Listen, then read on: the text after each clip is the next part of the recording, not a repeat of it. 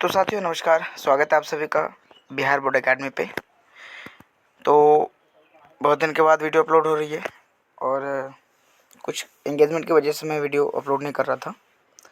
तो अब मैं कोशिश करूँगा कि बाय डेली बेसिस पे आप लोग का वीडियो अपलोड हो, है ना, क्लास 10th का। तो हमारा जो आज का पहला जो चैप्टर है ये क्लास 10th का अध्याय 1 है और वो भी केमिस्ट्री का है, रासायनिक अभिक्रिया एवं समीकरण, केमिकल रिएक्शन एंड इक्वेशन का ये पहला चैप्टर है ना। तो इसमें जो हम पढ़ेंगे, पहला हमारा टॉपिक है इसमें कि रासायनिक अभिक्रिया यानी कि केमिकल रिएक्शन।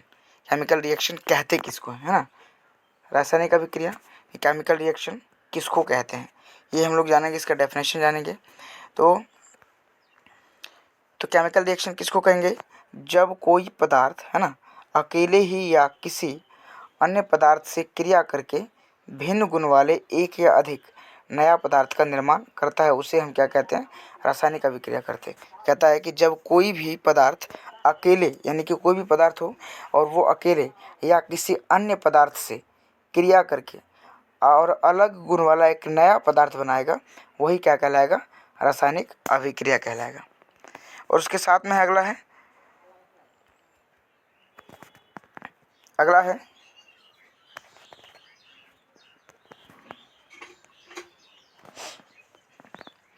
अगला है कि अभिकारक किसको कहेंगे, रिएक्टेंट जिसको बोलते हैं, अभिकारक रिएक्टेंट यानी कि जो रासायनिक अभिक्रिया में भाग लेता है ना।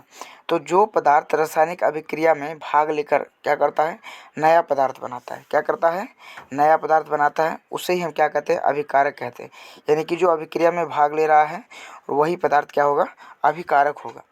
उसी प्रकार प्रतिफल की बात करें, प्रोडक्ट की, तो जो पदार्थ रासायनिक अभिक्रिया के फलस्वरूप नया पदार्थ बनता है उसी को क्या कहते हैं, प्रतिफल कहते हैं, उसी को हम लोग प्रतिफल कहते हैं।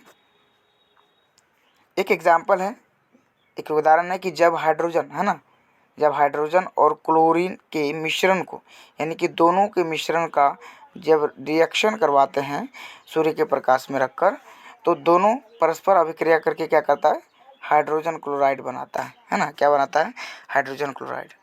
जब हाइड्रोजन को और क्लोरीन को दोनों को सूर्य के प्रकाश में अभिक्रिया करवाएंगे तो क्या बनाएगा वे, वो NaCl बनाएगा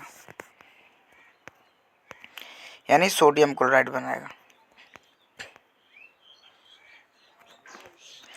अब इसके बाद है कि रासायनिक अभिक्रिया की विशेषता क्या है, इनकी जो विशेषता है वो क्या सब हो सकती है। तो पहला विशेषता है गैस की उत्पत्ति। फर्स्ट विशेषता की बात करें हो गया गैस की उत्पत्ति। दूसरा हो जाएगा अवक्षेप का बनना। तीसरा होता है रंग परिवर्तन। और चौथा ताप में परिवर्तन हो जाता है। उसके बाद अवस्था में परिवर्तन हो जाता है। रासायनिक अभिक्रिया की विशेषताएं क्या सब हैं, तो इनकी विशेषता निम्न है। पहला गैस की उत्पत्ति, यानी कहने का मतलब किसी भी रासायनिक अभिक्रिया में गैस की उत्पत्ति हो सकती है। अवक्षेप का बनना, यानी कोई भी रासायनिक अभिक्रिया है तो उसमें क्या अवक्षेप यानी वेस्ट बनता है। और कोई भी रासायनिक अभिक्रिया है उसमें रंग का बदला होता है, यानी रंग परिवर्तन जरूर होता है। उसके बाद कोई भी रासायनिक अभिक्रिया होगी उसमें ताप में परिवर्तन जरूर होगा। और उसके बाद अवस्था में परिवर्तन भी जरूर होगा। तो आइए पहला हम लोग जानते हैं।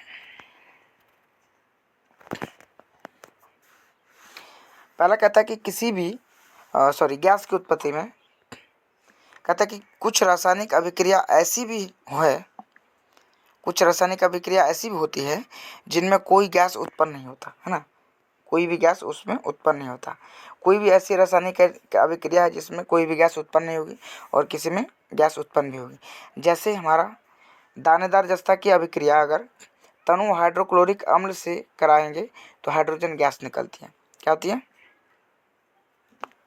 अच्छा सॉरी यहाँ नहीं होगा, यहाँ पे ये नहीं होगा, यहाँ पे उत्पन्न होती होगा। कुछ रासायनिक अभिक्रिया ऐसी होती है जिसमें गैस उत्पन्न होता है ना, जिसमें गैस, यहाँ थोड़ा मिस्टेक हो गया, जिसमें गैस उत्पन्न होता है। जैसे दानेदार जैसा कि अगर अभिक्रिया हम हाइड्रोक्लोरिक अम्ल से करवाते हैं तो क्या बनता है, हाइड्रोजन गैस निकलती है उससे, है ना, क्या निकलता है, हाइड्रोजन गैस निकलती है। उसके बाद अगला है अवक्षेप यानी कि वेस्ट का बनना। यह एक ठोस पदार्थ है ना। अवक्षेप क्या, एक ठोस पदार्थ होता है जो केमिकल रिएक्शन के बाद विलयन में अलग हो जाता है, पृथक हो जाता है। जैसे चीनी का बोर बनाते हैं तो उसमें देखिएगा उसका वेस्ट अलग हो जाता है। जैसे सोडियम क्लोराइड के जलीय विलयन में अगर सल्फ्यूरिक अम्ल डालेंगे तो बेरियम सल्फेट का सफ़ेद अवक्षेप बन जाएगा। क्या बनाएगा? बेरियम सल्फेट का सफ़ेद अवक्षेप। नेक्स्ट है तीसरा, रंग में परिवर्तन। कुछ रासायनिक अभिक्रिया ऐसी भी है ना, कुछ रासायनिक अभिक्रिया में पदार्थ के रंग में भी परिवर्तन हो जाता है। कोई केमिकल रिएक्शन ऐसा होता है जिसमें उसका कलर चेंज हो जाता है।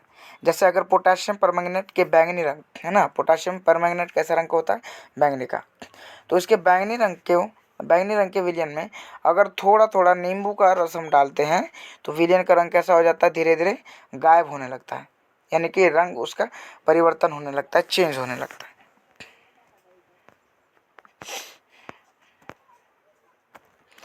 उसके बाद अगला देखिएगा, अगला है कि ताप में परिवर्तन।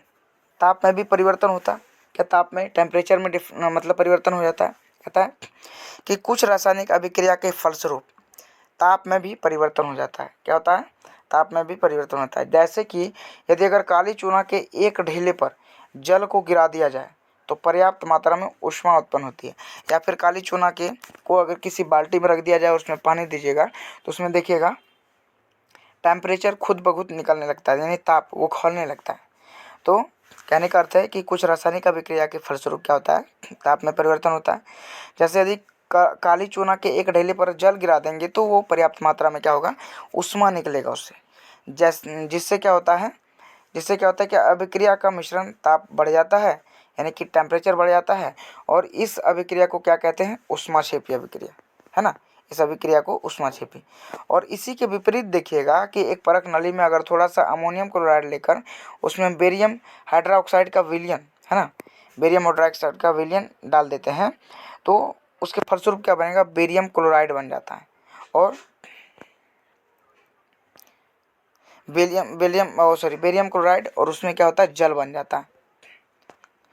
जिसके कारण क्या होता है कि मिश्रण का ताप घट जाता है, जिससे परख नली को स्पर्श करने पर वह ठंडा महसूस होने लगता है। इसी को ऊष्माशोषी अभिक्रिया कहेंगे। यानी कि ऊष्माक्षेपी जिससे ऊष्मा निकलेगी जिस अभिक्रिया में, और ऊष्माशोषी जिसमें वह ऊष्मा को सोख लेगी, यानी कि ऊष्मा को सोख कर वो ठंडक को फील कराएगा।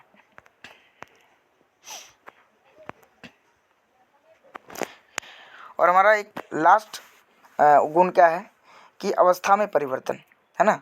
क्या? अवस्था में परिवर्तन, ये हमारा लास्ट गुण है। कुछ रासायनिक अभिक्रिया के फलस्वरूप क्या होगा? पदार्थ की अवस्था में भी क्या होता है? चेंजेस आती है। पदार्थ की अवस्था में भी परिवर्तन होता है। जैसे अगर मोमबत्ती को जलाने पर मोम के कुछ भाग को द्रवित होकर नीचे गिरने लगता है। क्या होता है? जब मोमबत्ती को जलाते हैं तो उसके मोम का जो कुछ भाग होता है वो द्रवित होकर क्या होता है? नीचे गिरने लगता है। लेकिन कुछ भाग वाष्प में बदलकर वह जलने लगता है ना। अतः मोमबत्ती के जलने पर ठोस मोम जलकर क्या होता है? कार्बन डाइऑक्साइड गैस और जल में परिवर्तित होता है। इसमें क्या है, थोड़ा सा राइटिंग बहुत सारा मिस्टेक्स है, इसको अगले पीपीटी में मैं सही कर दूँ। और है ना, ये हमारे क्या थे? सारे गुण थे। रासायनिक अभिक्रिया के सभी क्या थे? गुण थे। अब इसमें एक नोट पॉइंट है लास्ट में कि नेचर में अनेकों प्रकार की रासायनिक अभिक्रिया हर समय होती रहती है ना। प्रकृति में हर समय रासायनिक अभिक्रिया होती रहती है। और उपयुक्त जितने भी हम लोग 5 अवस्थाओं को, स्टेजेस को पढ़े हैं, इसमें किसी भी विशेषता को अगर पहचानेंगे तो एक भी विशेषता से रासायनिक अभिक्रिया की पहचान की जा सकती है ना। जितने भी अवस्था हम लोगों ने पढ़ा है, इसमें किसी भी अवस्था में हम लोग क्या कर सकते हैं? रासायनिक अभिक्रिया में पहचान कर सकते हैं। जैसे अवस्था में परिवर्तन हो गया, इसका ताप में परिवर्तन हो गया, उसी तरह से रंग परिवर्तन हो गया, अवक्षेप का बनना हो गया, गैस की उत्पत्ति। और ये सारी क्या थी? तो रासायनिक अभिक्रिया की सारी विशेषताएं थी, है ना। उसके बाद हम जान चुके हैं कि प्रतिफल, यानी कि प्रतिफल किसको कहते हैं, अभिकारक किसको कहते हैं, रासायनिक अभिक्रिया किसको कहते हैं। और हमारा जो पहला ये चैप्टर था अध्याय, ये क्लास 10th केमिस्ट्री का 10th क्लास का पहला चैप्टर है। केमिस्ट्री क्लास 10th का ये पहला चैप्टर है।